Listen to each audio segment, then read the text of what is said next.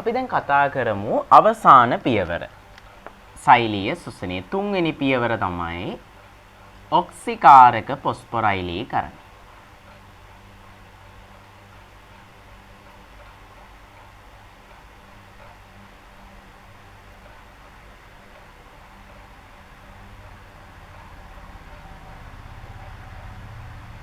එතකොට ළමයි අපි දන්නවා මේ ඔක්සිකාරක පොස්පොරයිලීකරණය සිද්ධ වෙන්නේ මයිටොකොන්ඩ්‍රියාවේ තියෙන මියර මත.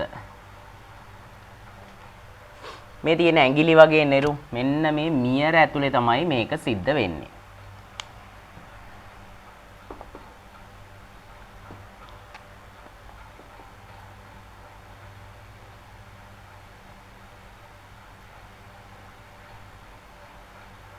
දැන් පැහැදිලියින් බලන්න. මියර මත සිද්ධ වෙන්නේ මෙන්න මේකේ සිද්ධ වෙන්නේ.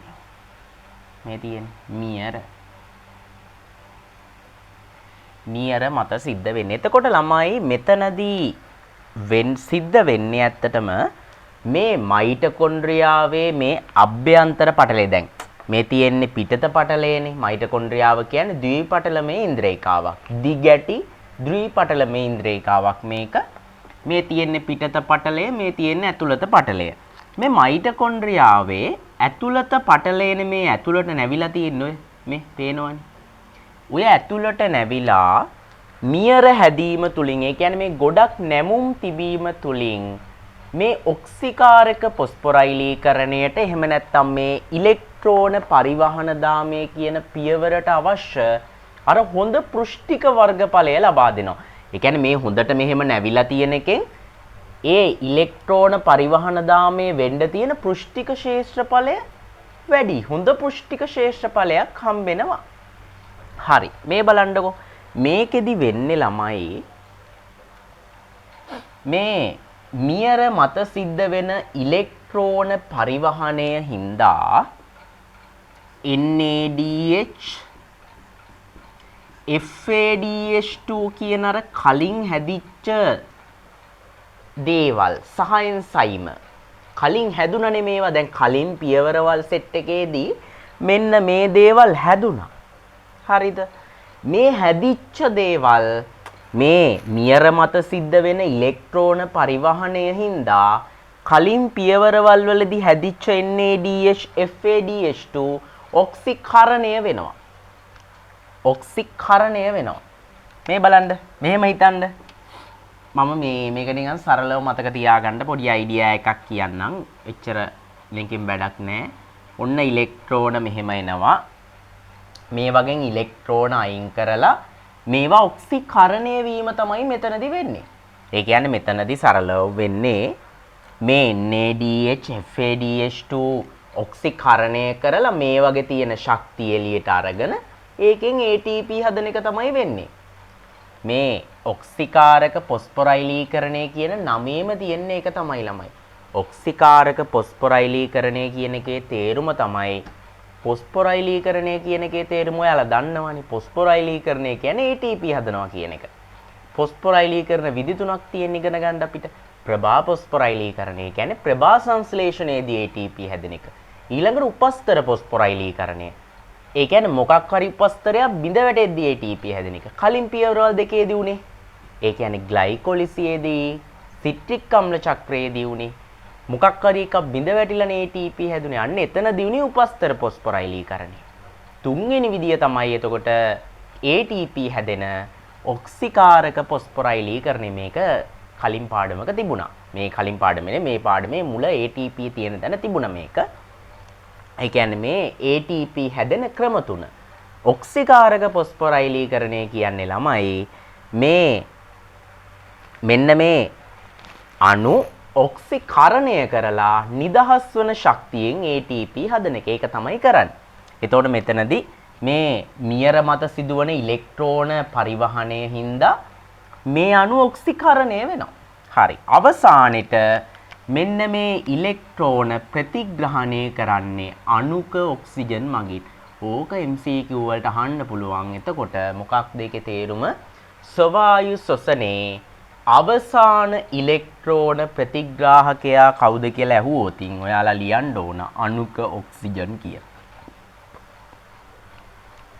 ස්වායු ශ්වසනයේ අවසාන ඉලෙක්ට්‍රෝන ප්‍රතිග්‍රාහකයා අණුක ඔක්සිජන්. හරි. දැන් මොකද වුනේ මේ NADH FADH2 ඔක්සිකරණය වුණා. හරි. මේ බලන්නකෝ. ඊට අමතරව තව කාරණාවක් මෙතන තියෙනවා. මේ මියර මත තියෙනවා, ඒ කියන්නේ මේ මියර මත ඉලෙක්ට්‍රෝනයි ප්‍රෝටෝනයි ගමන් කරන්න පුළුවන්. ප්‍රෝටීන නොවන අණු සෙට් එකක් තියෙනවා. ඒ කියන්නේ මේ මියර මත තියෙනවා මෙන්න මෙහෙම අණු ටිකක් කියලා අයිඩියා එක තියාගන්නකො. මෙන්න මෙහෙම අණු ටිකක් තියෙනවා. ඕව හරහා යන්න පුළුවන් ඉලෙක්ට්‍රෝන වලටයි ප්‍රෝටෝන වලටයි. මියර මත තියෙනවා ප්‍රෝටෝන හා ඉලෙක්ට්‍රෝන ගමන් කරන්න පුළුවන් අණු සමූහයක්. එතකොට මේවා ප්‍රෝටීන ඒවත් තියෙනවා, ප්‍රෝටීන මේ නොවන අණුත් තියෙනවා. හරි. මේ බලන්නකො ඊළඟ කතාව තමයි දැන් මෙතනදී ළමයි අපි කරන්නේ අර NADH උයි FADH2 ඔක්සිකරණය කරලා ATP හදන එකනේ. සාමාන්‍යයෙන් ළමයි එක NADH අණුවක් ඔක්සිකරණය කරලා අපිට ATP 2.5ක් විතර හදාගන්න පුළුවන්. එක FADH2 අණුවක් ඔක්සිකරණය කරලා අපිට ATP 1.5ක් විතර හදන්න පුළුවන්. හරිද? මෙතන නු ලියන්නකෝ මම. එතන එළිය වැටිලා හින්දා. එක NADH අණුවකින් ATP 2.5යි. එක FADH2 අණුවකින් අපිට හදන්න පුළුවන් ATP 1.5ක්. බලන්න දැන්. ග්ලයිකොලිසියේදී හැදුන ළමයි මේ බලන්න මම එකින් එක පොඩ්ඩක් වෙනම ලියන්නම්. ග්ලයිකොලිසියේදී හැදුන ළමයි ATP දෙකක්, ශුද්ධ ATP දෙකක් හැදුනා. එතකොට ATP දෙකක් තමයි එතන ඉතුරුනේ. මේ බලන්න. ඒ වගේම NADH හැදුනා දෙකක්. ඊළඟට පයිරුවේට් ඔක්සිකරණයේදී හැදුනා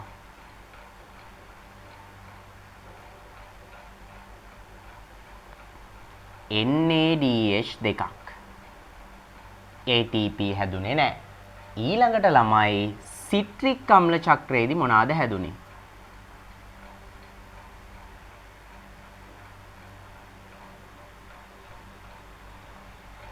සිට්‍රික් අම්ල චක්‍රයේදී හැදුනා NADH 6කුයි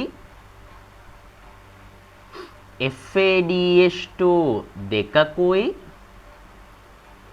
බලන්න ATP 2කුයි. ඔන්න හැදිච්ච ප්‍රමාණ. එතකොට ළමයි අපි බලමු දැන් මේක හදලා. දැන් බලන්න අපිට මේ අවසාන පියවරට එනකොට NADH කීයක් තියෙනවද? මේ ග්ලයිකොලිසිය දෙකක් තියෙනවා. පයිරුවේට් ඔක්සිකරණයෙන් දෙකක් තියෙනවා. සිට්‍රික් අම්ල චක්‍රයෙන් 6ක් තියෙනවා. එතකොට 6යි 2යි 8යි 2යි 10ක් තියෙනවා මේ පියවරට එද්දී NADH. හරි. දැන් බලන්න ළමයි එක NADH එකකින් අපිට ATP 2.5ක් හදන්න පුළුවන්. එහෙනම් 10කින් කීයක් හදන්න පුළුවන්ද? මොකද අපි කරන්න ඕන 2.5 වැඩි කරන්න ඕන 10න්. එහෙනම් අපිට NADH ඔක්සිකරණය කරලා හදන්න පුළුවන් ATP 25ක්. මේ බලන්න. ඊළඟට ළමයි FADH2 බලන්න. පළවෙනි පියවරවල් දෙකේම FADH2 නැහැ. සිට්‍රික් අම්ල චක්‍රයේදී FADH2 තියෙනවා. එතකොට FADH2 අණු දෙකක් තමයි තියෙනවා. බලන්න. එතකොට එක FADH2 අණුවකින් ATP 1.5ක් හදන්න පුළුවන්. දෙකයි තියෙන්නේ. එහෙනම් ATP හදන්න පුළුවන් 3යි. බලන්න එතකොට ළමයි මේ අවසාන පියවර හෙවත් ඒ කියන්නේ ඔක්සිකාරක පොස්පොරයිලීකරණය එහෙම නැත්නම් ඉලෙක්ට්‍රෝන පරිවහන දාමේදී අපිට හදන්න පුළුවන් ATP 28යි.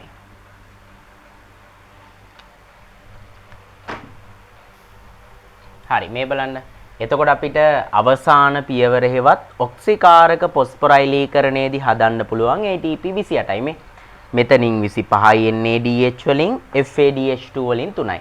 දැන් ඔයාලා බලන්න ළමයි මේ සෛලීය ශ්වසනය කියන සමස්ත ක්‍රියාවලියේදී ATP කීයක් හැදිලාද කියලා මේ බලන්න. ග්ලයිකොලිසියේදී 2යි පයරුවේට් ඔක්සිකරණයේදී නෑ සිට්‍රික් අම්ල චක්‍රයේදී 2යි. එහෙමනම් මෙතන 2යි මෙතන 2යි 4යි මෙතන 28ක් තියෙනවා. එහෙමනම් ඔක්කොම ATP කීයක් හැදිලා තියෙනවද? 28යි මෙතන 2යි මෙතන 2යි නේ තියෙන්නේ. ඔක්කොම තියෙනවා 32යි ATP. ඔන්න සෛලීය ශ්වසනයේදී හැදෙන මුළු ATP ගණන.